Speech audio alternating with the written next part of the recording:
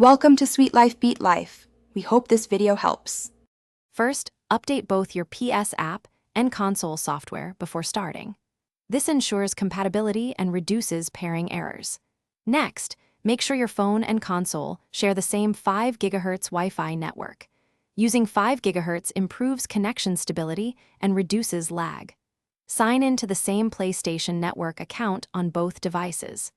Confirm your account email and password are current to avoid verification delays. Keep your console powered on and connected. Open the PS app on your phone and tap the Connect icon at the bottom. Choose Add Console, then select Connect manually or scan QR code as prompted.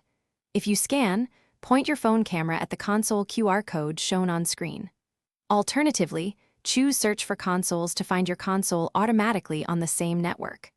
On the console, enable Remote Play in Settings under Remote Play Connection Settings. Keep both devices awake until the app confirms a successful pairing.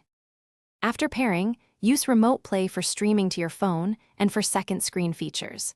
Pair a DualSense or DualShock controller via Bluetooth in your phone settings when prompted.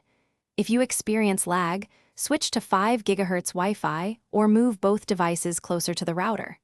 Turn off background apps on your phone to improve performance and reduce network congestion. To disconnect, open the PS app, tap Connected Console, and then choose Disconnect from Console. Repair anytime by repeating the same steps.